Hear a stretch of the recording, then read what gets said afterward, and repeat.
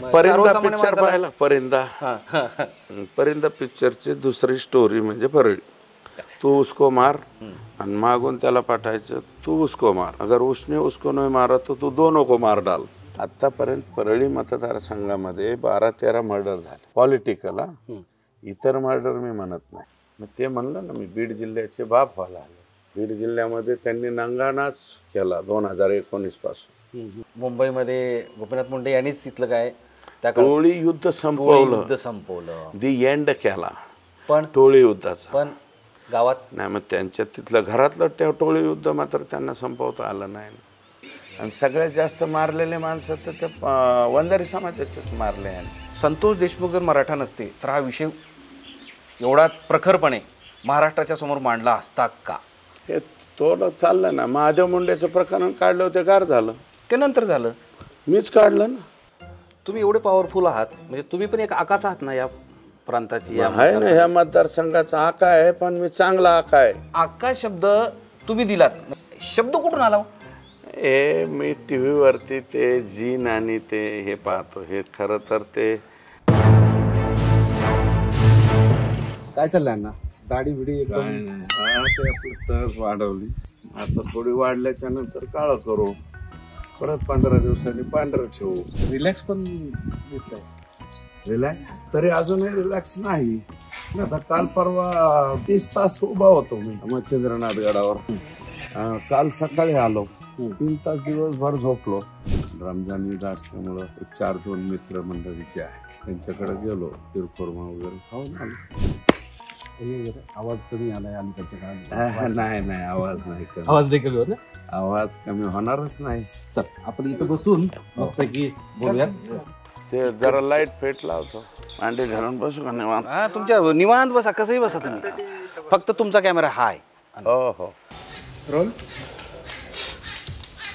Rolling sir सुरू कर रिलॅक्सचा विषय होता तुम्ही म्हणाले मी कसला रिलॅक्स असेल रिलॅक्स काय आहे आमचं जे क्षेत्र आहे या क्षेत्रामध्ये रिलॅक्स नावाची गोष्ट मी एवढे वर्ष राजकारणात आहे 92-93ला मी सरपंच झालो तेव्हापासून आत्ता 5व्यांदा आमदार आहे या कुठल्याच कालावधीत मला रिलॅक्स नावाची गोष्ट मिळालेली नाही मी अजून दुबई सोडता परदेशातही कुठं गेलो नाही ज्या वेळेस मला संधी पण मिळाल्या नाही असं नाही विधानमंडळाच्या यादीत पण माझं नाव आलं परंतु ज्यावेळेस नाव आलं त्यावेळेस दुष्काळ पडला त्यामुळे आम्ही लगेच आमचं नाव कॅन्सल करून घेतलं त्यामुळं स्वतःहून नाव कॅन्सल करून घेतलं अनेक वेळा आजपर्यंत मला कुठल्याही इतर देशातही जायला वेळ मिळाला नाही तुम्ही असं रिलॅक्स नाही म्हणता किंवा तुम्ही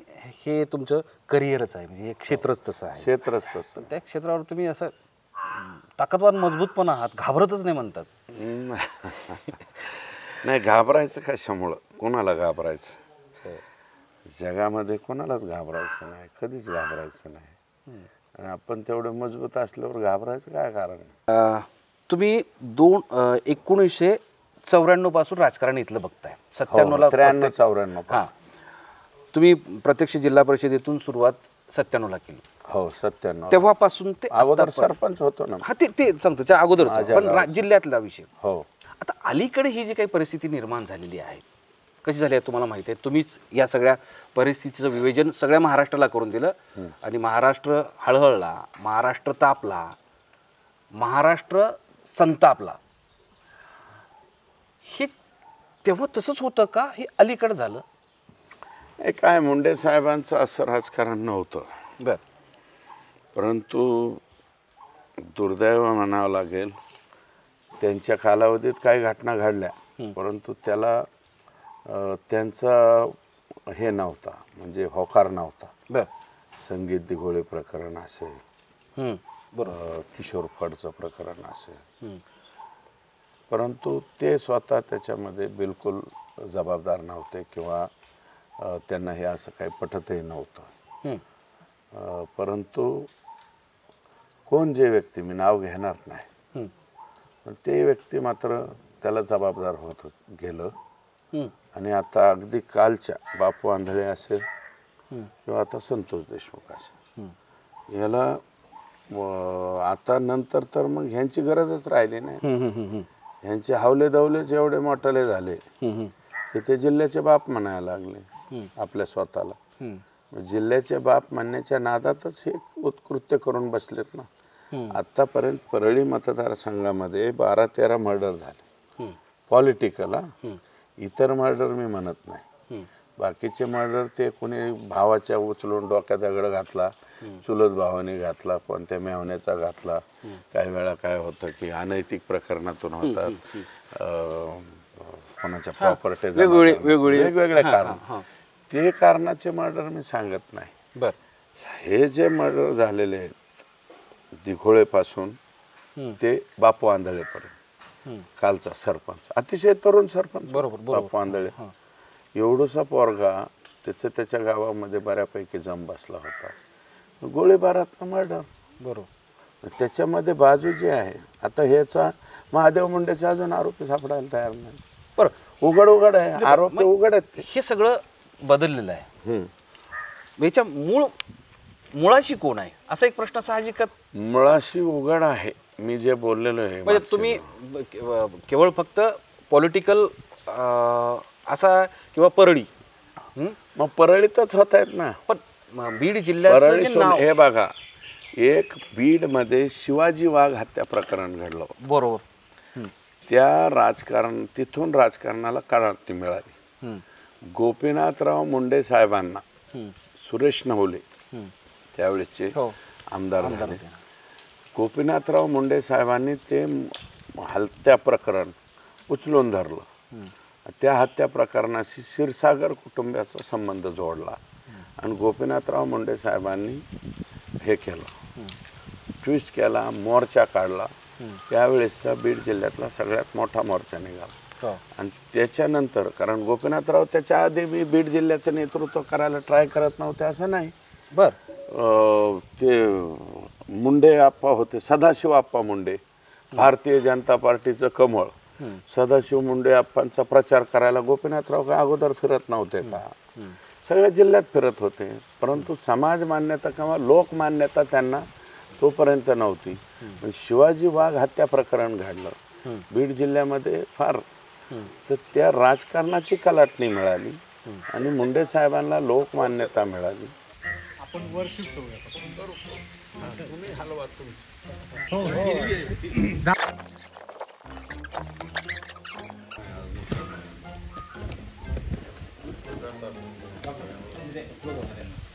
शिवाजी वाघ खून प्रकरणामुळं त्यावेळेस बीड जिल्ह्याचं वातावरण एवढं तापलं की केशर काकूंची जी लोकप्रियता होती, लोकमान्यता होती, त्याला त्या ठिकाणी धक्का बसला आणि मुंडे साहेबांचं राजकारण पुढं आलं. आता तसं संतोष देशमुखचं प्रकरण हे कोणी काही जरी इझी घेत असले, हे प्रकरण इझी नाही आहे. जनमानसामध्ये तुम्ही तर महाराष्ट्राचा शब्द वापरला, इथं फक्त बीड जिल्हा फार हुशार आहे, राजकीय दृष्ट्या फार चाणक्य, फार हुशार. कोणत्या टायमाला कोणाला निवडून द्यायचं, कोणाचं कुपाट लावायचं, हे सगळं जर कोणाला माहीत असेल तर बीड जिल्ह्याला माहिती, बीड जिल्ह्याच्या जनतेला माहिती. हे ज्याला डोक्यावर घेते त्याला पायाखाली बी घालते आणि ज्याला पायाखाली घातलेलं असतं त्याला डोक्यावर बी घालते. तसं या खून प्रकरणामध्ये धनंजय मुंडे साहेबांचं त्यांच्या हाताखालचे जे लोक होते यांना आवरण्याचं काम होतं, त्यांनी ते आवरले नाही. मग ते म्हणलं ना मी, बीड जिल्ह्याचे बाप व्हायला आले. बीड जिल्ह्यामध्ये त्यांनी नंगानाच केला 2019 पासून. आत्ता 5 वर्ष मिळाले ना फुल फ्लेज, आणि परत 5 वर्षाच्या नंतर त्यांनाच आता उद्याच्याला आम्ही पालकमंत्री होणार आहे. म्हणजे ते खून प्रकरणाच्या नंतर सुद्धा काय म्हणत होते, आम्हाला पालकमंत्रीपद भेटू नये म्हणून यांचं चाललं. अरे आता तुम्ही मंत्री झाले, पालकमंत्री कोण करायचा, काय करायचा, ते राज्याच्या मुख्यमंत्र्याचा आणि उपमुख्यमंत्र्याचा किंवा वरिष्ठ पातळीवरती जर म्हणलं तर अमित भाई शहापर्यंत हा विषय जातो, त्यांच्या हातामध्ये आहे. तुम्ही लगेच पालकमंत्री नाही येणार, पालकमंत्री व्हायचं होऊस तरी दम काढायचा ना. तुम्ही कोणत्या पद्धतीने माणूस मारला, मला कोण आहेत तुम्ही? त्या मुद्द्यावर यायचं आहे. पण 9 डिसेंबरला घटना घडली. हो. घटनेनंतर महाराष्ट्रात फारसं म्हणजे प्रत्येकाला हे माहीत नव्हतं की हे नेमकं कितकं क्रूरपणे कसं झालेलं आहे. ते तुम्ही महाराष्ट्राच्या समोर आणलं. तुम्हाला कधी वाटलं की या केसमध्ये आपण पडावं? नाही, हे बघा, मी घटना घडल्याच्या नंतर त्या कालावधीमध्ये मुंबईतच होतो. बरं. अधिवेशन चालू होणार होतं. त्याच्या अगोदर म्हणजे हे नाही का, आम्हाला संधी द्या, आम्हाला अमकं करा. बरेचसे जण असतात, नाही मुंबई सोडू नका. आता मुंबई सोडली नाही सोडली म्हणून काय मंत्रिपद मिळत नाहीत आणि जात नाहीत, येत नाही. पण प्रत्येकाची आशा असते. आपण जरी म्हणलं तरी काही जण म्हणतात नका बाबा, गेलं पाहिजे, यांना भेटलं पाहिजे, त्यांना भेटलं पाहिजे. अशा कालावधीत आम्ही तिकडेच होतो. तो काय झालं की 10 तारखेला प्रकाशदादा सोळंके, मला वाटतं 10 का 11ला प्रकाशदादा सोळंके आणि हे आले, संदीप भैया क्षीरसागर. आणि नाही, इकडे आले परत मुंबई. मुंबईहून इकडे आले 11 तारखेला. तर मी लगेच त्या दिवशी मग संध्याकाळी, आणि त्याच्या अगोदर घटना घडली, ते लोकांनी रस्ता रोको केला. मनोजदादा जरांगे पाटील तिथे गेले, गुन्हा दाखल करा म्हटले. त्याच्यामध्ये गुन्हा दाखल जे आहे ते करून घेतला. आणि 11 तारखेला मग मी तिकीट काढलं, सकाळचं 12 तारखेचं तिकीट काढून सकाळी 8:30ला तिथं गेलो. 8:30ला गेल्याच्या नंतर मी जसं आलो तसं पाठीमागून बरीच लोक आले आणि ते मस्साजोगचे पण सगळे ग्रामस्थ. तिथं बसल्याच्या नंतर जे लोकांनी सांगितलं हे असं असं असं असं असं असं घडलेलं आहे, मी तिथं स्टेटमेंट केलं ना की हे जे प्रकरण आहे हे फार भयंकर प्रकरण आहे. माझा तिथला बाईट चेक करा 12 तारखेचा. त्याच तारखेला बाईट केला आणि आकाचा आका, आकाचा आका आणि आकाच्या आका हा शब्द मी 12 तारखेलाच उच्चारलेला आहे. आणि हे प्रकरण इतकं, मग तिथून निघाल्याच्या नंतर मी जे आहे त्या आसपासच्या गावामध्ये काही टेलिफोन करणं, हे करणं. आणि धनंजय जो धाकटा भाऊ आहे संतोषचा, प्रचंड शार्प मुलगा आहे, खूप हुशार आहे. त्यांचा एक मेळ होणार तो दादासाहेब खिंडकर, आता सध्या नाही का तो जेलमध्ये गेलेला आहे. दादासाहेब खिंडकरचं बोलणं झालं तर ठीक आहे, ते त्यांनी स्वतःच व्हिडिओ बनवला ना, तर तो स्वतःच अडचणीत आलेला आहे, ती गोष्ट वेगळी. खिंडकर यांचा नातेवाईक आहे. आता ते कशाला जोडायचं ते जोडाजोडी चालू असतं कोणाला तरी हे करण्यासाठी. परंतु ते पण होते त्याच्यामध्ये आणि संपूर्ण ग्रामस्थ होते, त्यांचं कुटुंबीय सांगण्यामध्ये त्यांनी जे वर्णन केलं. आणि नंतर मी आमचे CS अशोक थोरात, जे आत्ता त्यांची सस्पेन्शन म्हणजे अजून फक्त ऑर्डर हे झालेली आहे, तर त्यांना विचारलं मी की बाबा हे काय आहे. तर त्यांनी मला त्याची दाहकता सांगितली की कोणत्याही एका माणसाला एक ठोका जर टाकला तर त्याच्या डेड बॉडीमध्ये 10 ते 15 ml असं ब्लड साठतं. म्हणलं याच्या पोटात किती होतं? ते म्हणलं 2 लिटरपेक्षा अधिक होतं. म्हणजे याला ठोके किती मारले? 300-350 ठोके मारले. जवळजवळ 2-3 वाजता उचललं, 5:30 पर्यंत, म्हणजे 2.5 तास त्याला फक्त मारितच होते. रक्ताच्या उलट्या होत तर मारला ना. आणि त्याच्या छाताडावर दोन्ही सगळं शरीर जे आहे, स्वतःचं अख्खं शरीर, WWF पिक्चरमध्ये नाही का ते WWF फायटिंग, तशी फायटिंग केली ह्यांनी संतोष. आणि मग ते छातीवर हे टाकलं की तिथे बारगाड्या मोडल्या असतील, फुफ्फुसात शिरला असेल, रक्ताची उलटी झाली, तिथंच संपला. आणि ती डेड बॉडी तिथले जो तो अधिकारी पाटील नावाचा राजेश पाटील, त्यांनी कळमकडं चालवली होती उलट्या दिशेने. केजकडं आणायच्या ऐवजी कळमकडं घेऊन चालला होता. म्हणजे कळमला नेऊन एखाद्या महिलेची लगट करायची आणि महिलेची लगट केली म्हणून आम्ही याला मारला, असं प्रकारचं प्लॅनिंग त्यांचं होतं. हे सगळं त्यांनी सांगितलं. ते 16 तारखेला 14 तारखेला मंत्र्यांचा शपथविधी झाला. 15 तारखेला मी गडकरी साहेब आम्हाला ह्याची एम्ब्रिओ ट्रान्सप्लांटची लॅब देतो म्हणाले होते इलेक्शनमध्ये.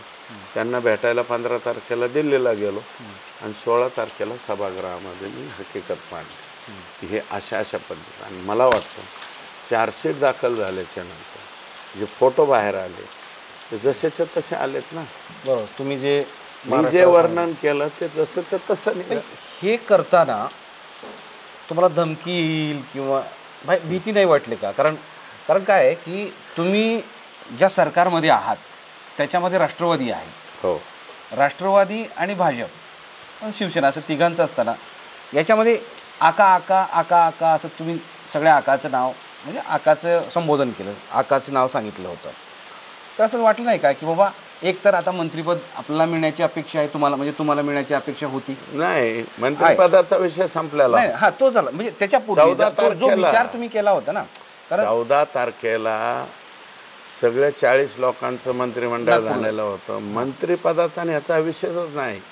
विषय कोणता आहे की इतक्या क्रूर पद्धतीने मी माझ्या भाषणात म्हणलो ना, 16 तारखेच्या 1 मिनिट ऐका, 16 तारखेच्या भाषणात म्हणलो मी त्याला मारायचंच होतं. तुम्ही एक गोळी घालून मारायचं, तुम्हाला वाटलं होतं तर टायर खाली घालून मारायचा, माणूसच मारायचा होता. इतक्या बेरहमीनं इतक्या ब्रुटल मर्डर का केला म्हणूनच आपलं डोकं हल्लं. बरं. नाही, मला भीती आहे असा शब्द उच्चार करतोय की तुम्ही थेट क्षीरसागर असतील, संदीप क्षीरसागर असतील किंवा तुम्ही असेल की मंत्रिपद देऊ नये अशी भूमिका घेतली होती धनंजय मुंडे यांना.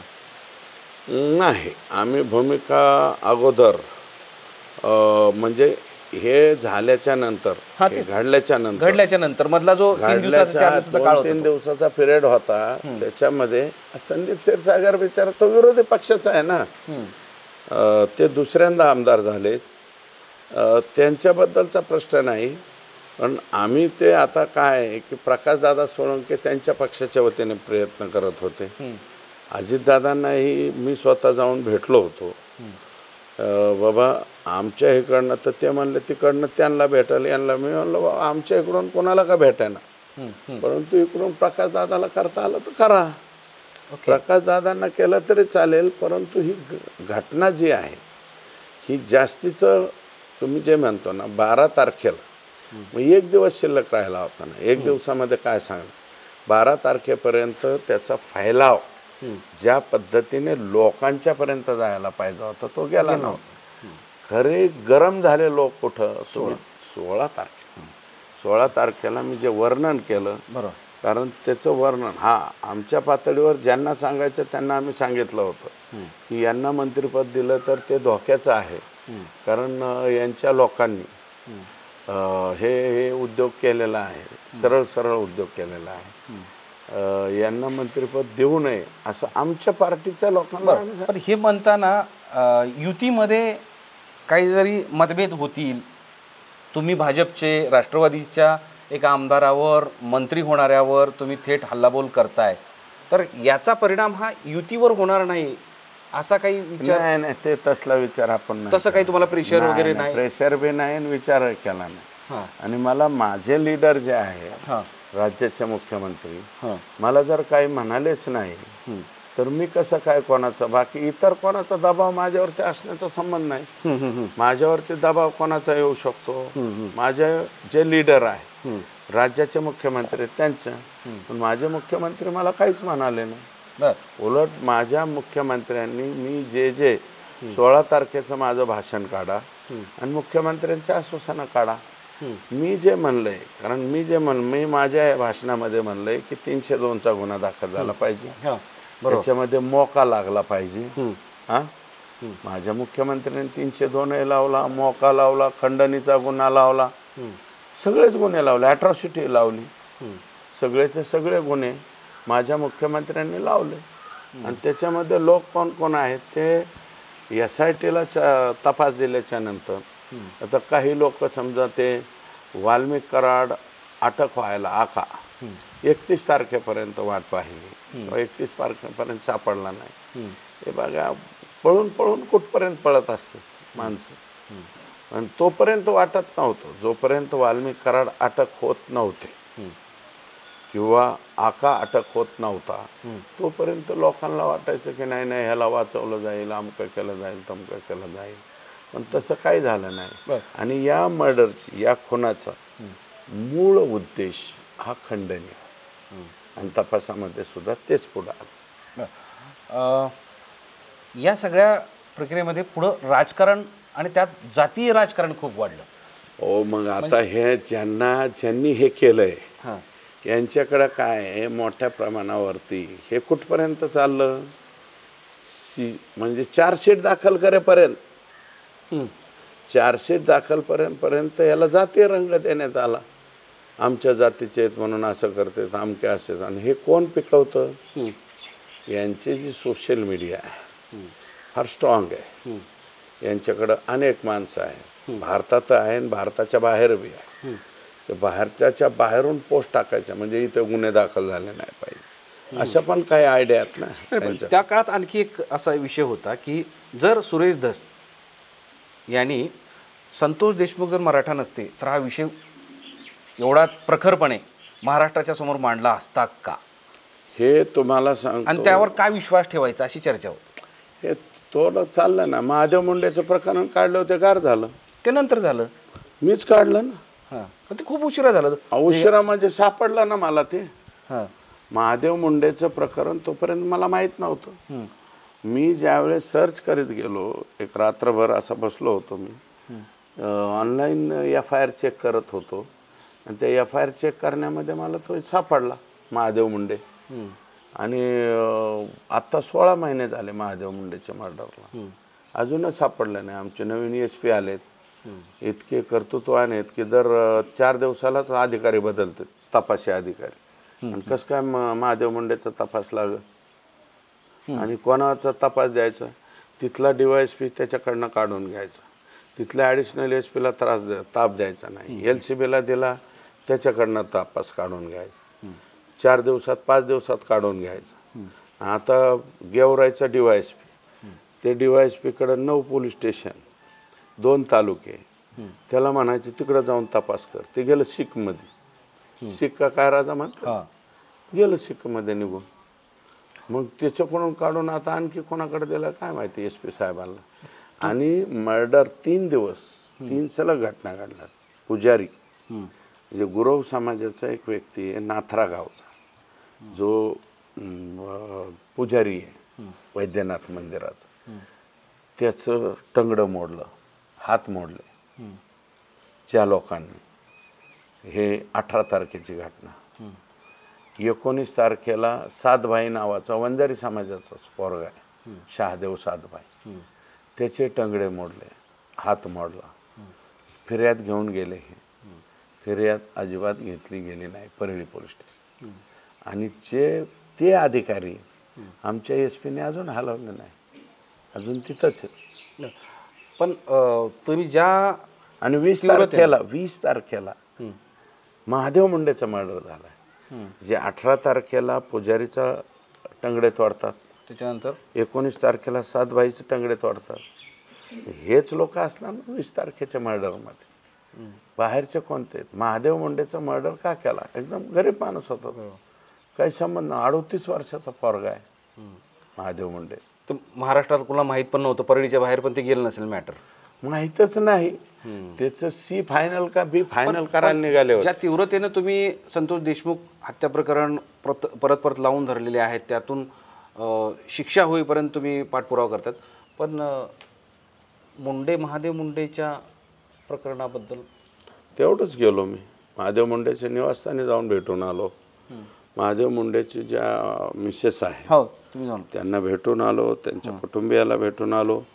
त्यांचे मेहुणे आहे ते सुद्धा मुंडेच आहे, फड. त्यांना भेटलो, त्यांच्याकडनं माहिती घेतो. पण 101% माझं मत सातभाई आणि पुजारी यांना मारणारेच लोक महादेव मुंडेचे मर्डर आहे. इतकं सगळं डेंजर आहे, ब्रुटली सगळं विचित्र पद्धतीने. महादेव मुंडे सुद्धा फार बेकार पद्धतीने मारला, अख्खा गळात चिरून मारला. आणि कुठं मारला? तिथं ह्यांचं घर जिथं आहे त्याच्या समोर ते पटांगण आहे, तिथं मारला आणि तहसीलच्या पुढं नेऊन टाक. मग हे बीडला बिहार बिहार बिहार असं जे नाही, ते म्हणतात फक्त परळी पुरतं. परळी सोडून पण इकडं बिहार नाही आहे. बिहार नाही, बिहारला मागं टाकलेलं आहे. ही गाजापट्टी झाली पार. त्याचं काय इतकं अहो इतकं नाही तर मग काय आहे. मर्डर किती झाले. माझं विनंती आहे ना तुम्हाला, तुम्ही तुमचा कॅमेरा घेऊन जरा त्या परळीमध्ये जा. कुणाचा पहिला मर्डर झाला, दुसरा कुणाचा झाला, तिसरा कुणाचा झाला, चौथा, 12-13 मर्डर तर पॉलिटिकल मर्डर आहेत ना तिथं. आता तुम्ही कार्यक्षेत्र वाढवलं त्यांनी, मर्डरचं कार्यक्षेत्र म्हणजे एक व्याप्ती वाढवली. ओके, व्याप्ती वाढवली आणि ती व्याप्ती नेमकी संतोष देशमुखाच्या रूपाने पुढं आली. आणि त्याचं जे दुःख होतं, जे ब्रुटलनेस होतं, त्याचं जे क्रूरता होती, ती क्रूरता मी फक्त जनतेच्या पुढं मनात आणून दाखव. म्हणजे आणि जेवढ्या पद्धतीने मी मांडली ती क्रूरता त्यावेळेस राज्याच्या मुख्यमंत्र्याला सुद्धा माहीत नव्हती. पण मी मांडली, मी ज्या पद्धतीने मांडली त्यांना पटली. त्यांनी त्याच पद्धतीने उत्तरं दिलेत ना. मुख्यमंत्र्यांनी लगेच उत्तरं देऊन टाकले. आता मोठ्या शहरामध्ये टोळ्या असतात. मुंबईमध्ये गोपीनाथ मुंडे यांनीच तिथलं काय त्या टोळी युद्ध संपवलं, संपवलं, दी एंड केला पण टोळी युद्धाचा. पण गावात नाही, मग त्यांच्या तिथलं घरातलं टोळी युद्ध मात्र त्यांना संपवता आलं नाही. हे टोळी युद्धच होतं त्यांच्या परळीत. आता वाल्मिक कराड एकीकडं आका आणि एकीकडं ते बबन गीते. बबन गीतेला हे घाबरायचे. मग बबन गीतेला खलास करेपर्यंत मी चप्पल घालणार नाही असं ह्यांचा पण होता. आणि बबन गीतेचा पण यांना खलास करेपर्यंत मी दाढी काढणार नाही. ते बबन गीतेची दाढी पार इथपर्यंत आली. ते आम्हाला तरी काय माहिती, त्याचा राष्ट्रवादी काँग्रेस पक्षाच्या शरद पवार साहेबांच्या पक्षात प्रवेश होता तेव्हा बघितला आम्ही. हा, दाढी, लांब दाढी होती त्याची बबन गीतेची. तो बी आत्ता फरार आहे बापू आंधळे. हे फारच विचित्र पद्धतीने, म्हणजे काय, म्हणजे कुठल्या कुठं काही नाही, परिंदा पिक्चर पाहिला. परिंदा पिक्चरची दुसरी स्टोरी म्हणजे परळी. तू उसको मार आणि मागून त्याला पाठायचं तू उसको मार, अगर उसने उसको नाही मारा तो तू दोनों को मार डाल. ही पद्धत यांची राजकारणाची पद्धत.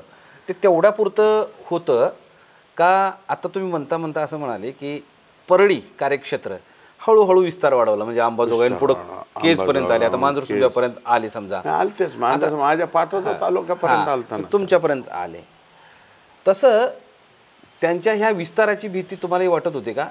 हा, विस्ताराची भीती आम्हाला नाही, पण ते आमच्याच मतदारसंघातले काही पोरं यांनी बोलवून घ्यायचे, 10-5 रुपये त्यांच्या हातात टेकवायचे. त्यांच्या कोणत्याही चुकीच्या घटना, म्हणजे ते माझ्या इकडे एक प्रकरण घातलं. ते बंडगर नावाचा एक अधिकारी उचलून नेलता ना आकाच्या कार्यकर्त्यांनी. त्यावेळेस मी आकाला मीच फोन केलता. आका म्हणलं त्याला सोडून द्या, नाही तर मग आता आपलं तुमचं चालू होईल. ते सोडून दिलं. हा, आपलं तुमचं टोळी युद्ध चालू होईल. पण ही पद्धत बरोबर नाही म्हणलं एखाद्या अधिकाऱ्याचं, एखाद्या कंपनीचं. एकतर काय हे विंड पॉवर एनर्जी जे आहे हे काय फार, म्हणजे आपण समजतो एवढ्या सोप्या थोडीच कंपन्या आहेत. विंड पॉवर एनर्जी इंटरनॅशनल कंपन्या आहेत. इंटरनॅशनल कर्ज घेतात. मग इंटरनॅशनल येताना ते मग वरून बी येतात ना, बरोबर, फक्त खालूनच थोडीच येतात.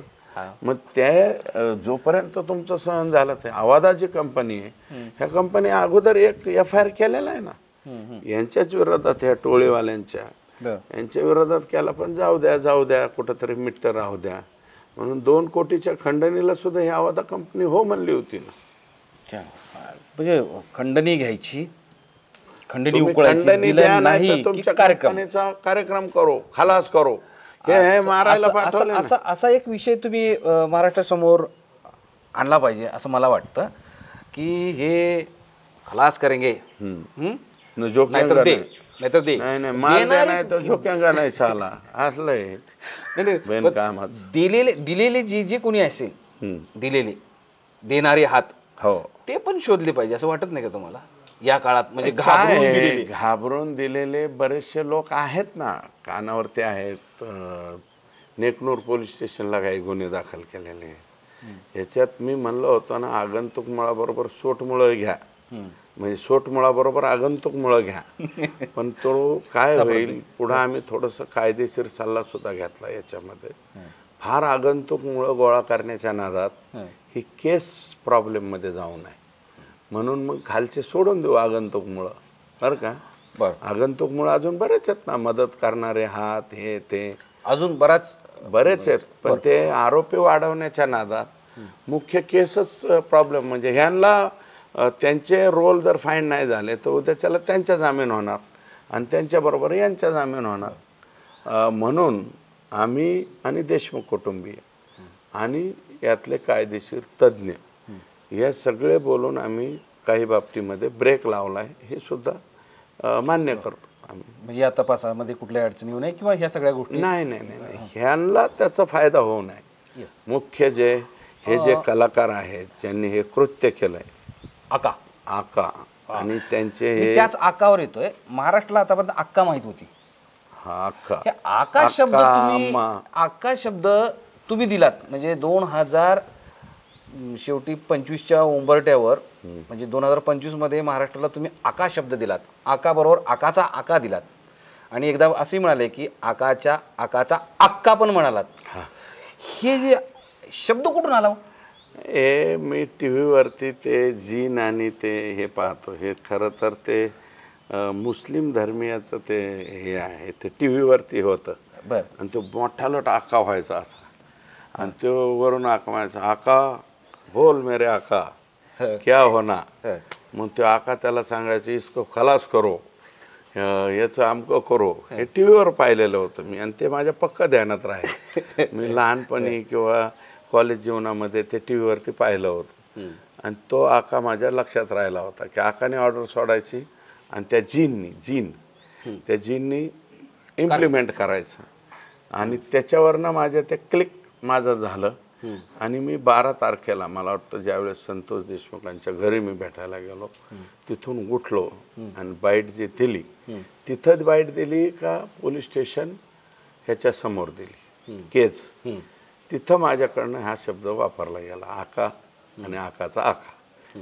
आणि हे शब्द वापरून जे सुरू झाला आणि तो तसाच मग 16च्या भाषणातही आला आणि तिथून पुढं मग प्रत्येक बाईटमध्ये आला तर तो आका आका आका आका एवढा प्रसिद्ध झाला.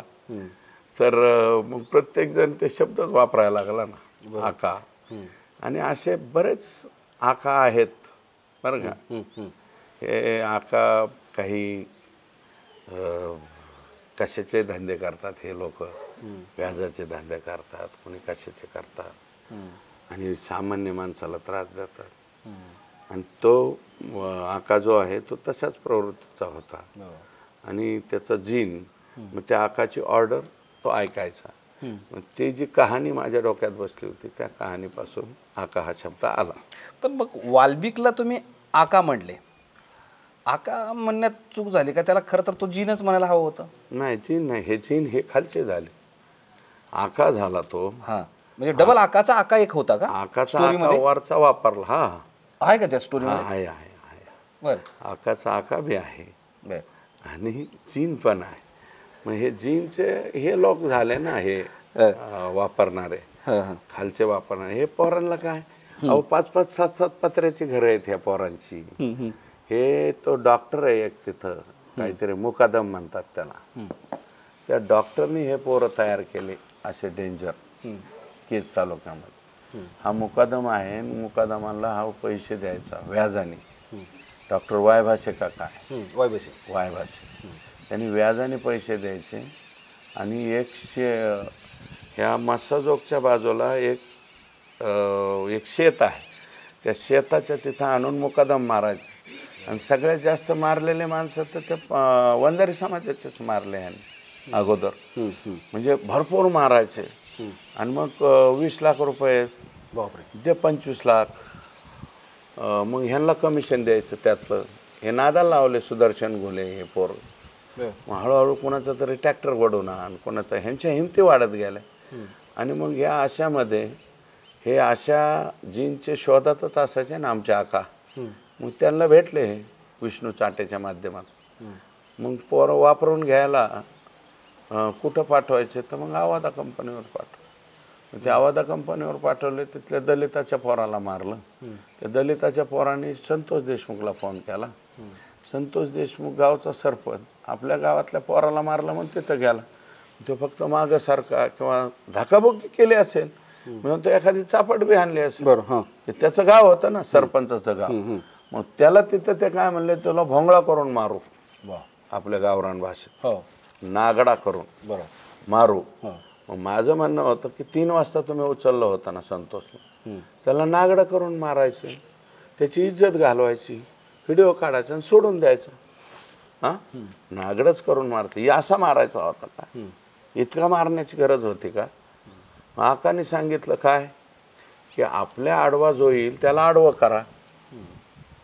आकाचा आदेश या जींनी पक्का पाळला आणि आडवाच करून टाक. आकानी जीनला सांगितलं, हे सगळं केलं. पण आकाच्या आकावर सुद्धा सतत बोट आले. येणार ना, मंत्रीपद गेलं, येणार ना, जाणार ना, गेलं. तुमचे राईट हँड लेफ्ट हँड आणि तुम्ही स्वतःच. आणि तुम्ही हे सांगायची गरजच नाही. बरोबर आहे. मग मला सांगा, आता जेव्हा चार्जशीट दाखल होते, माझं तर म्हणणं असं होतं की आकाच्या आकाने ज्या दिवशी वाल्मिक कराड सरेंडर झाला त्याच दिवशी राजीनामा देऊन मोकळं व्हायला पाहिजे होतं.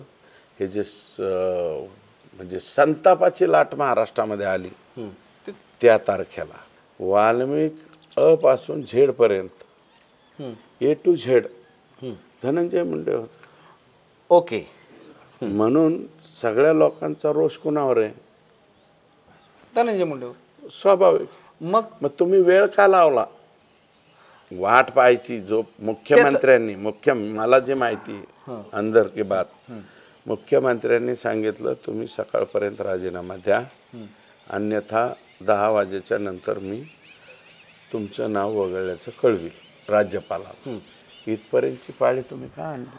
बरं, मंत्रिपदाला राजीनामा दिला म्हणजे ते परत येण्याचा रस्ता मोकळा राहिला असता ना भविष्यात. बरं, असा एक प्रश्न आहे की ते राजीनामा दिले मंत्रिपदाचा, याचा अर्थ या प्रकरणातून तुम्ही आताही म्हणाले की ते आयुष्यभर सोडणार नाही, पण या तपासाच्या कार्यक्षेत्रामध्ये त्यांचं नाव येणं किंवा पुरवणी जबाबामध्ये किंवा काय फिर्याद असेल, या सगळ्या गोष्टीमध्ये काही आता सध्या दिसतच नाही. काही अजून हे बघा, टेक्निकली येईल ना येईल, मी म्हणत नाही त्यांनी आदेश दिला किंवा त्यांनी सांगितलं, त्यांचा फोन झाला, तपासामध्ये ते पुढे येईल न येईल, परंतु या लोकांनी कोणाच्या पाठिंब्यावर हे केलं तर त्याचं उत्तर तेच आहे. कोणाच्या पाठिंब्यावर केलं. दुसरा तिसरा, मी काय म्हणतो, लांबचा माणूस असला, कार्यकर्त्यात 2 फरक असतात. जो रोज तुमच्या घरचं सगळं काही तुमचं जो माणूस बघतो तो डायरेक्ट 302 मध्ये गेला तर त्याचा अर्थ कोण मानणार? रोजचा माणूस आहे जो घरातलं तुमचं सर्व पाहतो, तुमचा व्यवहार पाहतो. स्वतः आता आज बहिणींनी पण सांगितलं की भाषणामध्ये पंकजा मुंडे यांनी सांगितलं होतं की ताईंनी त्यांनी सांगितलं, इथं सांगितलं, सगळ्यांना माहित आहे, बीडला सगळ्यांना माहित आहे. सावरगावच्या जो मेळाव्यामध्ये आमच्या भगवान भक्तिगडाचा मेळावा आहे, मेळाव्यात सांगितलं ना त्यांनी की धनंजय मुंडे यांचं पानही ज्यांच्या शिवाय हलत नाही, मग संतोष देशमुखांचं पान कसं हललं? ह्या प्रकरणापूर्वी अनेकदा की अनेक व्हिडिओ आले तुमचे, ते काय ढोल वाजवताना, ते नाचताना, नॅचरल ते एकदम. तुम्ही काय प्लॅनिंग होतं का हिरो वगैरे व्हायचं? कारण परिस्थिती चांगली होती ना, कौटुंबिक नाही परिस्थिती एवढी काय चांगली आमची काय. कारण तुम्ही इंजिनिअरिंगला संभाजीनगरला होते, इंजिनियर होते. नाही, संभाजीनगर नाही, मी इंजिनिअरिंगला 2 वर्ष बेलवंडीने 1 वर्ष बीडला राहिलो. बरं. 3 ठिकाणी. आणि त्याच वेळेस मी काय केलं, इथल्या कॉलेजला ॲडमिशन घेतलं होतं, BA ला आष्टीच्या. अच्छा. हे आमचं डॉक्टर हांबर्डे साहेब. तुमचं इंजिनिअरिंग झालं? पूर्ण नाही झालं. 3rd इयरच्या ड्रॉइंगने मला धोका दिला. सिव्हिलमध्ये? सिव्हिल. म्हणजे तुमचं बऱ्यापैकी बांधकाम मजबूत करतात तुम्ही. इंजिनियर आहेच मी जवळपास, बरं का. पण BA इकडे मी झालो आणि इंजिनिअरिंग डोका असल्याचा थोडासा फायदा होतो ना. सध्या प्लॅनर जे म्हणतो ना, आणि मी लोकात राहतो ना, मला लोक जे आहे ना, लोक माझ्यावर फ्रेम करतात, मी लोकांवर फ्रेम करतो. मी हवेतला पुढारी नाही, म्हणजे स्टेजवर हात करायचा. मी असं एका गावात गेलो तर एक सलग 100 लोकांचे नावं घेऊ शकतो, एका गावातले. बारकाल्या पोरांचे घेईन आणि माझ्याबरोबरचे तर सगळ्या माणसांचे नावं घेऊ शकतो. माझी निसर्गाने दिलेली ती मला देणगी आहे. तुमचा अभ्यास पण तुमचा रिसर्च पण खूप जबरदस्त आहे. मला असं कळालं, हे महादेव गीते प्रकरण आहे ना, हत्या प्रकरण, ते तुम्ही पहाटे 3 वाजता महादेव मुंडे हत्या प्रकरण आहे. पहाटे 3 वाजता तुमच्या अभ्यासातून ते एका केस समोर निरंक असं दिसलं आणि मग तुम्ही एकदम म्हणजे अरे हे अटक केलेले आरोपी निरंक. आणि मग मी तिथला जो PI आहे त्याला विचारलं, तू कधी? ते म्हणलं मी नवीन झालो. म्हणलं कधी आला? म्हणलं 2 महिने. म्हणलं 2 महिने तू का झोपा काढतो का? महादेव मुंडे या व्यक्तीच्या हत्यारांची तुला हे भेटत नाही, नावं भेटत नाहीत? कसे काय भेटत नाही? नाही साहेब मी पाहिले नाही, अमुक नाही. मग महादेव मुंडे प्रकरण मी फ्लॅश केलं. मग ज्यावेळेस महादेव मुंडे मी केला ते त्या अगोदर हे जातीवादाचा मुद्दा लावला होता. ते थोडा अरे कुठून आणला जातीवादाचा मुद्दा? आणि हे जे जातीवादाचा मुद्दा पुढं बी टिकला होता काही काळ, पण ज्या दिवशी चार्जशीट आणि ते फोटो आले ना महाराष्ट्राच्या समोर, मला वाटतं जातीपातीच्या सगळ्या भिंती गळून पडल्या. बरोबर. आणि म्हणजे नामदेव शास्त्री सुद्धा अगोदर जे बोलले होते, नामदेव शास्त्रींचं सुद्धा स्टेटमेंट दुसऱ्या दिवशी लगेच वेगळं आलं. भगवान असंही झालं असेल की याच्यामध्ये मनोज जरांगे हे तेवढाच आक्रमकपणे हा विषय लावून धरला आहेत ना. त्यामुळे मग ते मराठा, संतोष देशमुख मराठा आणि तुम्ही मराठा, याच्यामुळं मराठा आहेत म्हणून हे सगळं. कुठला मराठा आणि कुठला वांधारा आणला होता मी? कोणत्या पद्धतीने तो माणूस मारलाय? आणि हे वंजारी समाजाचे ठेकेदार का? अख्ख्या वंजारी समाज, सगळ्या वंजारी समाजाला पटलं का? 95% समाजाला पटलेलं नाही ही घटना. 5% तुमचे सोशल मीडियाचे चालक आणि फेलेक पगारावर असतील त्यांचे, एवढ्यांनाच पटलेलं होतं बरं का. आणि ते सुद्धा गायब झाले असतील कधी?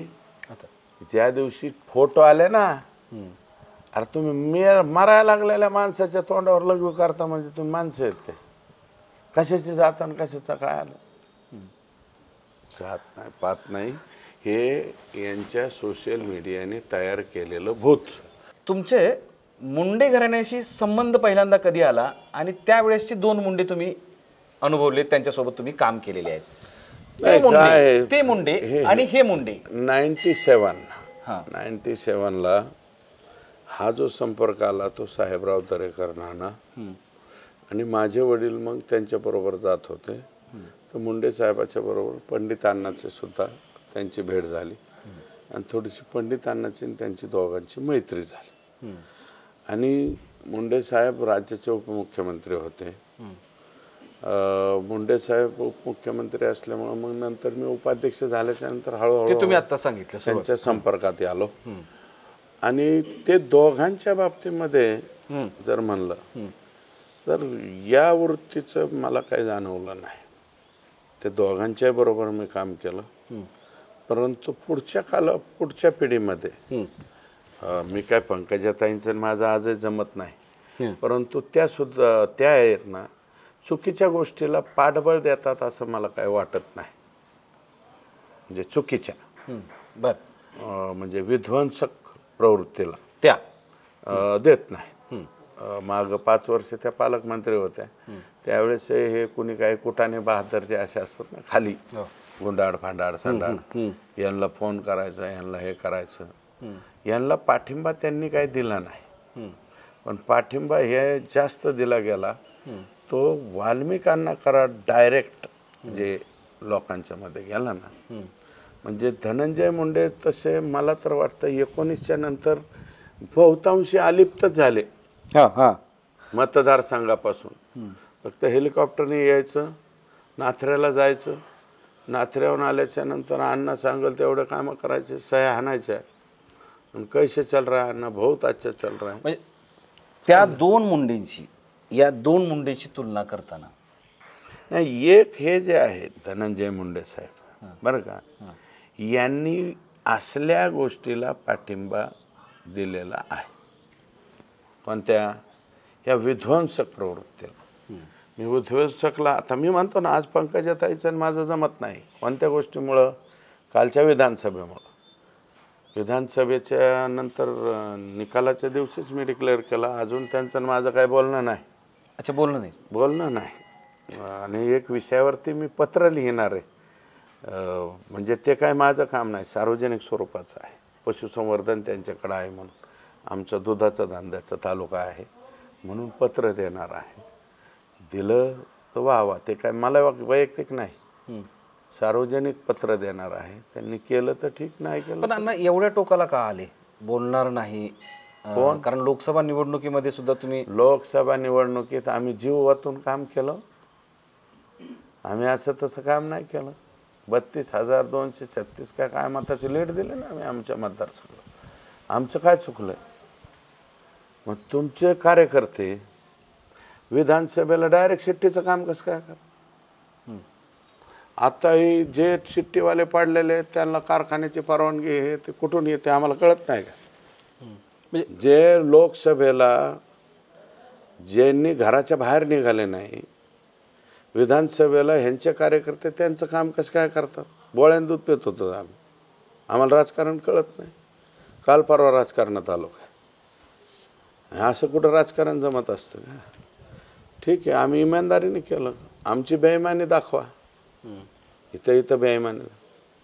मी तर डायरेक्ट म्हणलो होतो ना, कोणत्या गडावर चला मी समाधीला हात लावतो. माझी तयारी मी मनापासून केलं म्हणून. केवळ एवढ्या एकट्याच कारणामुळे तुम्ही? हा एकटंच कारण त्यांच्या बाबतीत. अच्छा, एकटंच कारण म्हणजे मग तुम्ही आम्हाला पाडायला निघाल्यावर कसं काय? आणि आता हे फार गंभीर सगळ्या गोष्टी होत आहेत. जरा गंभीर हो काय हो बरं का राजकारणात. अहो नाहीतर आमचा बाप कोण होता? आमचा बाप कोण होता? ग्रामपंचायत सदस्य नव्हता ना. मग आम्ही ग्रामपंचायत सदस्य नाव राहू. मेरे पास क्या था, क्या गया? लूटने के लिए हमारे पास कुछ नहीं है ना. परंतु असं काय लोक एवढे एवढे आहेत काय? आम्हाला कसे घरी पाठवतील? आम्हाला लोक मग तुम्ही आम्हाला पाडायला निघाले म्हणून तर आता राष्ट्रवादीत सुद्धा सीट इथं उपस्थित निवडणुकीत उभा. ते कोणी उभा केलं आम्हाला कळालं नाही का? हे मला सगळं कळालं. इतकं उघडपणे जर तुम्हाला कळालं असेल उमेदवार उभे केल्यापासून पंकजा मुंडे यांची ही खेळी आहे, तर तुम्ही तुमच्या पक्षश्रेष्ठीकडे, प्रदेशाध्यक्षाकडे किंवा मुख्यमंत्री, आताचे मुख्यमंत्री देवेंद्र फडणवीस यांच्याकडे तक्रार का केली नाही? शेवटपर्यंत असं वाटत होतं की असं काय होणार नाही, धोका होणार नाही असं वाटत होतं. पण ज्या दिवशी झाला त्या दिवशी डायरेक्ट डिक्लेअर. बूथ उघडे पडल्यावर काय? मतदानाचे बूथ उघडे पडले. मग उघडे पडल्याच्या नंतर काय करणार? राजकारणामध्ये इतकं तटस्थ राहून नाही चालत. कॉम्प्रोमाइजिंग. अहो कॉम्प्रोमाइजिंग मग कशात बी कॉम्प्रोमाइजिंग करायचं काय? स्वतःच्या नारड्यावरती आल्यावर बी कॉम्प्रोमाइज करायचं का? काय कॉम्प्रोमाइज करायचं? म्हणजे तुम तुम्हाला हमको हमारा नारडा घसरो आणि हम तुम्हारे साथ कॉम्प्रोमाइज करते, ऐसा कैसा चलेगा? असं नाही चालत. म्हणजे तुम्हाला पराभूत करायचाच चंग मानला होता. 100%. पण माझ्या मतदारसंघाने नाही ना तसं होऊन दिलं. मी 10 वर्ष या मतदारसंघात नव्हतो ना. 2019ला माझ्या मुलाचा अर्ज होता काढायचं, सांगितलं मी, आम्ही काढून घेतला. ह्या सगळ्या याच्यामध्ये धनंजय मुंडेचा काही रोल होता? सांगेल ना वेळ आल्यावर कोणाचा किती रोल होता. बरं. आणि मी बोलण्याचं कारण काय होतं? कोणीतरी बोलल्यावर निवांत क्षणी बोलू, काय त्याला अजून वेळ आहे, एवढं काय गडबड आहे बोलायला त्याला. बरं. आता आमचं सध्या लक्ष म्हणजे आतापर्यंत सुद्धा, मी जरी आता इकडं तिकडं कुठं असलो तरी धनंजय देशमुखशी सतत संपर्कात असतो, संदीप पाटीलशी असतो. थोडंफार हे SIT, उज्ज्वल निकम साहेब, अजूनही बी त्या गडबडीतच आहोत ना आम्ही. ही सगळी गडबड संपल्याच्या नंतर आणि याच्यात आम्हाला माहिती आहे ना खूप मोठं चॅलेंज आहे हे केस काढायला नेणं. कारण हे काय सोपं नाही आहे, याची जाण आहे मला. मी काय उतावळा की बावळा नाही आहे. वेगवेगळ्या याच्यात 130 140 याच्यामध्ये साक्षीदार आहेत.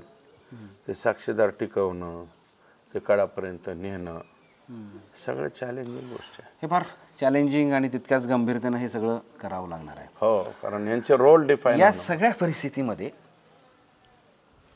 धनंजय मुंडेची मैत्री तुमची असेल आली अगोदरच्या काळात ज्यावेळेस अगोदरच्या काळात होती. आता ते या सगळ्या प्रवृत्तीमुळं या सगळ्या ह्याच्यामुळे तुम्ही आता नाही तरी पण काही धनंजय मुंडे बद्दल एखादी आवडणारी गोष्ट काय? आता ते कोणत्या टोकाला चाललेत, मैत्री कशी राहणार मी सांगतो तुम्हाला. आतापर्यंत मी बोललो नाही. बिश्नोई समाज राजस्थान यांनी काही 10-12 पट्टे यांचे मानणारे किंवा यांनी काहीतरी देऊन पाठवलेले मुंबईला उपोषणाला बसवले. बिश्नोई समाजाचे 3-4 लोक विमानाने आणले कुठं मुंबईला, आणि त्यांना सांगितलं आता कोण ते एक खोक्या म्हणून ते पोरगा आहे, त्याचे काय वाईफत आहे, ते वन खात्याच्या जमिनीत राहत होतं, ते भिनटेक्सचे काहीतरी सोनं बिनं इकडे तिकडे घालीत होतं, मुथूट फायनान्सचे दुसऱ्याच्या नावावर पैसे आणले ती उडीत होतं, त्याची 5-4 लाखाची त्याची प्रॉपर्टी नसेल, ती खोक्या, ते टी व्हीवर दाखवलेला खोक्या. तो असं म्हणतात की तुमचा कार्यकर्ता. अरे ठीक आहे बाबा, असे लय कार्यकर्ते असतात. तो काय वाल्मिक कराडसारखा माझ्या घरातला नव्हता ना. बरं फिरवला तो. ते एक विलास बडे म्हणून तिथलं ते कोणतं तरी .com स्टोरीवाला आहे, आणि विलास बडे दुसरे ते आहेत ना विलास चॅनलचा पत्रकार, ते दुसरं विलास काय विलास बडे, ते विलास बडे. इकडे अजून एक विशाल बडे आणि विलास बडे, हे दोघांचं प्लॅनिंग आम्हाला कळत नाही होय. आम्ही काल परवा दिवशी राजकारणात आलो. हे दोघांनी तिथं, आणि पुरा ते त्या खोक्याने डुकराचे का कशाचे ते सापडली त्याच्या घरात, ते काय म्हणतात मांस जे आहे ना, तपासणीला पाठवलं. अरे बाबा, पारद्याच्या घरामध्ये का पंचांग सापडायचं का? ते वाघर फागर काहीतरी सापडला असं, तेच नेलं उचलून ते टी व्हीला दाखवलं, आणि ते दाखवलं त्याच्यावरती ती कोणतं ते माऊली खेडकर म्हणून, ते बी वंजारी समाजाचा माणूस आहे, ते माजी सरपंच काय कोणतरी त्या तिंतरवणीचा. आपलं एवढं कोण बघत असतं काय? त्याच्या घरामधल्या बाया माणसाला छेडछाड केली असं ह्याला कळालं. हे ते दोस्त होत, ह्यानी गेलं आणि त्याला ती पायावर हाणलं. ती एक व्हिडिओ हे कुठं कोणीतरी ठेवला होता, केला व्हायरल. ते विलास बडे .com आमच्याच इथलं आहे, लोणी गावचा. विशाल बडे का विलास बडे? काय विशाल बडे. ज्याच त्या पोराने लावून धरलं .com. त्याला कोणतरी का सांगितलंय, आम्हाला माहिती आहे ते हिप्नोटाईज कोणी केलेलं आहे, काय केलेलं आहे, तो कुठून येतो, विशाल बडे त्याला कसं बोलतो. तिथून ह्या पाठ्यांनी काय केलं म्हणजे हरणाचं. आणि स्टेटमेंट काय, ते ह्याचे मुंडे, परळीचे मुंडे आले माझ्या मतदारसंघ. सुरेश धसला म्हणजे ते हरणाची शिकार बेकार दाखवली. सुरेश धसला हरणाचं मांस म्हणजे त्या खोक्याने पुरविलं. आता माझ्यावर एवढी वाईट पाळी आली, तर माझ्या आयुष्यामध्ये मुळात 16 वर्ष तर मी माळकरी राहिलेला माणूस आहे. डॉक्टरांच्या सल्ल्यानुसार मी हे करतो, पण माझ्या आयुष्यात अजून मी ते हरणा बिरणाच्या इथपर्यंत नाही गेलो. मी स्वतः प्राणीप्रिय पक्षीप्रिय माणूस आहे. तुम्ही माझ्या परिसरामध्ये बघा. आणि असलं मी कधी, मला काय माहिती ते त्याच्या घरामध्ये काय सापडलं बाबा, पण असं स्टेटमेंट एकाने इथं करायचं आणि तिकीटं बिकीटं फाडून बिश्नोई समाजाचे लोक आणायचे. बिश्नोई समाजाचे लोक म्हणजे काय करायचं, बिश्नोई समाजामध्ये मला व्हिलन करायचं, आणि मग ते दुसरा बिश्नोई नाही का तो तिहार जेलमधून कोणता बिश्नोई लॉरेन्स बिश्नोई, तो लॉरेन्स बिश्नोई, मग लॉरेन्स बिश्नोई पर्यंत हा ते सलमान खानला नाही का म्हणत तो इसको खलास कर देंगे. कारण बिश्नोई समाजामध्ये हरिण या प्राण्याला मंदिराचा दर्जा आहे. बरोबर. म्हणजे देवाचा दर्जा. म्हणजे तिथपर्यंत असं नेऊन घालायचं की सुरेश धस हरणाची शिकार करतो. अरे काय मानसिकता तुमच्या. म्हणजे त्या लॉरेन्स बिश्नोईने माझा खून केला पाहिजे इथपर्यंत खालच्या दर्जावर तुम्ही जर जात असाल तर तुमच्या बरोबर दोस्ती काय कामाची. मी सांगणार आहे ना हे राज्याच्या मुख्यमंत्र्यांना. अजून आत्तापर्यंत बोललो नव्हतो कोणापाशी, मी तुमच्यापाशी बोललो. बिश्नोई समाजाचे 4 लोक विमानाचे तिकीट काढून आणले मुंबईला आणि त्यांना म्हणले आयसा खोक्या. म्हणजे अरे हे खोक्या माझा कार्यक्रम 3 लाखाचा माझा कार्यक्रम लावत असाल तर मी तुमचा लावतो. आम्ही का हा तुमचा कार्यक्रम लावतो म्हणजे जीवनातून उठवण्यापर्यंत गेले ना तुम्ही. ह्याच्यात कोण कोण गेले ते मला माहिती आहे ना. कोण लोक शिरूर बंद करते, 200-250 लोक येते ढापळाक ढापळाक ढापळाक मोर्चा काढतात. 250 लोकांच्या मोर्चाने काय होणार तिथं. हां शिरूर बंद. अरे काही झालं की शिरूर बंद, काही झालं की शिरूर बंद. ते शिरूर शहर जे आहे तिथले लोक पळून चालले ना तुमच्या दादागिऱ्या फालतू. अरे म्हणजे मैत्री करण्यासारखं आणि आता मैत्री सारखं ठेवलं नाही तुम्ही काही. तुम्ही बिश्नोई समाजाचे लोक विमानाने बसून आणत असाल आणि तिथं तुमचे लोक त्यांना समजून सांगत असतील की सुरेश धस को आयसा मास पोराता अनवायचा पोराता. अरे इतक्या खालच्या पातळीला त्यालाच एक मुळात मी तुमचा आहे ते मासच एखाद दुसऱ्या वारी खातो बरं का. मी काही शाकाहारी आता नाही, मी मांसाहारीच आहे. पण कुठं बोकडाचं आणि जास्तीत जास्त कोंबडीचं. संडे टू संडे मिळाला तर मिळालं आणि नाही मिळालं तर नाही मिळालं.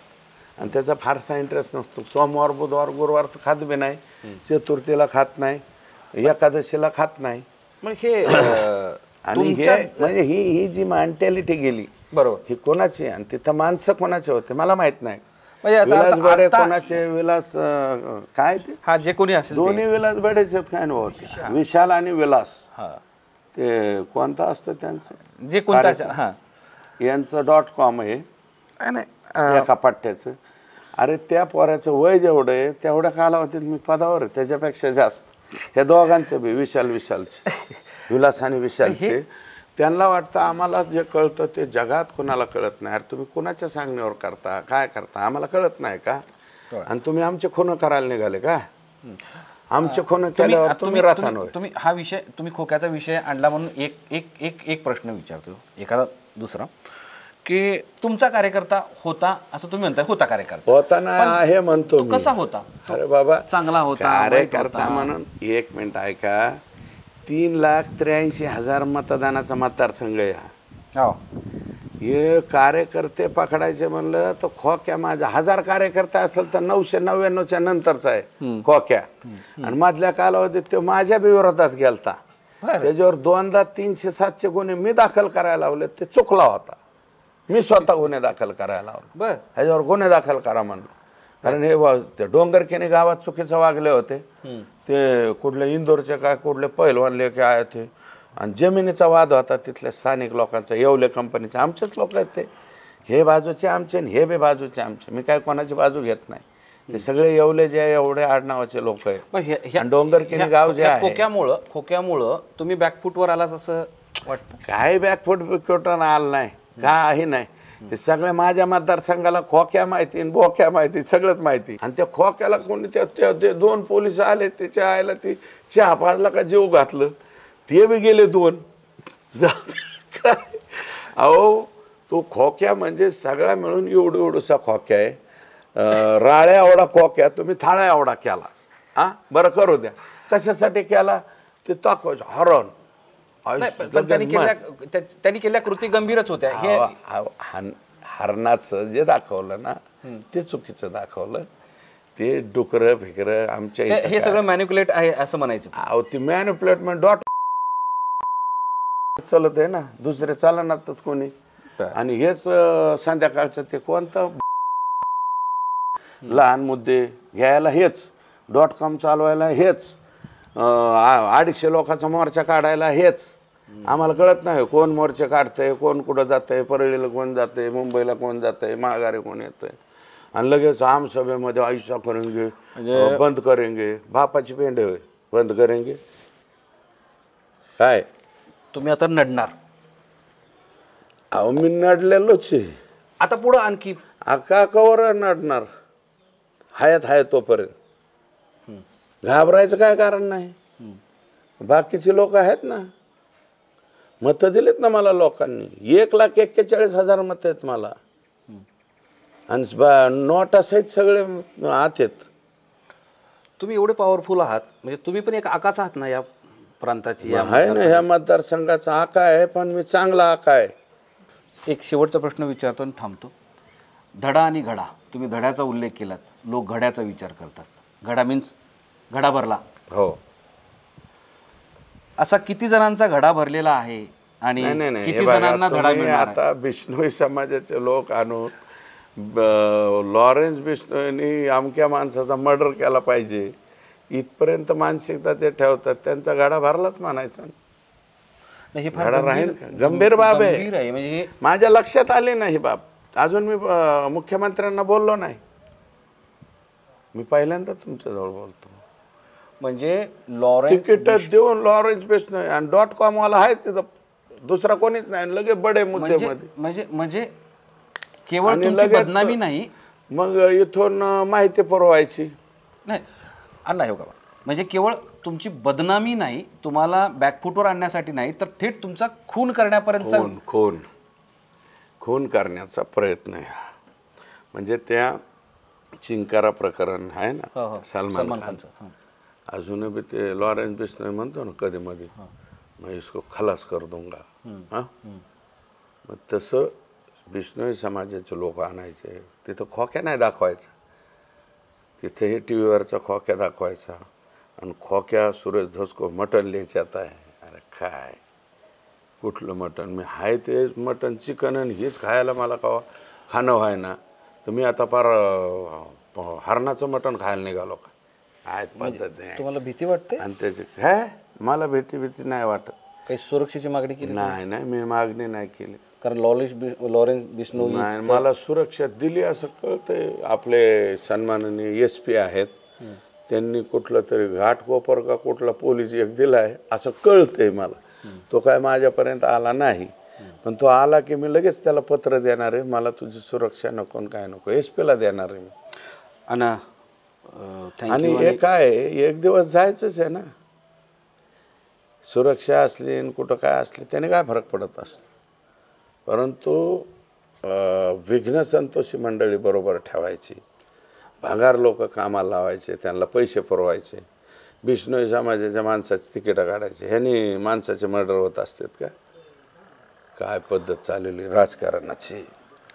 एक बीड जिल्ह्यामध्ये आत्ता ही उद्भवलेली परिस्थिती, महाराष्ट्रासमोर आलेले हे क्रूर कृत्य, त्याच्या अगोदर कृषी विभागामध्ये झालेले घोटाळे, वेगवेगळ्या बदल्यांमध्ये झालेले. उद्याच्याला परत एक प्रेस ठेवली मी कृषी विभागाची. बराच मोठा घोटाळा आला माझ्याकडे. त्याच्या अगोदर रोजगार हमीचा घोटाळा, त्याच्या अगोदर पीक विम्याचा घोटाळा, त्याच्या अगोदर बरंच काही. मी स्वतः श्री भ्रूण हत्येचं मी केस इथंच केलेलं आहे. PCPNDT चं हायेस्ट मी तिथं जाऊन ते हे केलंय. हे कुत्र्याला खाऊ घालत होते. हे सगळं बीड जिल्ह्याचा चेहरा अशा पद्धतीनं विकृत केला गेलाय. आता तो चेहरा बदलण्यासाठी तुम्ही दंड थोपटलात, तुम्ही पुढाकार घेणार. याच्यामध्ये मग सामाजिक, राजकीय, आर्थिक, शासकीय, सरकारी या सगळ्या स्तरावर तुम्ही काम करणार, प्रयत्न करणार ना. हे बघा 100% आमचा जिल्हा पुढं कसा जाईल, डेव्हलपमेंटच्या बाबतीत पुढं कसा जाईल याचा आम्ही प्रामाणिक प्रयत्न करू. जेवढं आमच्या हातात आमदार म्हणून आहे तेवढं करण्याचा. आणि एक आमदार जरी असला, आज मी जरी मंत्री नसलो, राज्यमंत्री राहिलेलो आहे मी, मंत्री जरी नसलो तरी एक आमदार म्हणून जे जनरल प्रश्न मांडायचे ते सर्वात जास्त प्रश्न मीच मांडतो ना. आत्ताही मांडू, ज्यांच्या हातात आहे ते करू, नाही ते नाही करू, पण आपण मांडायचं काम करायचं. घडा आणि धडा. यस, खूप खूप धन्यवाद.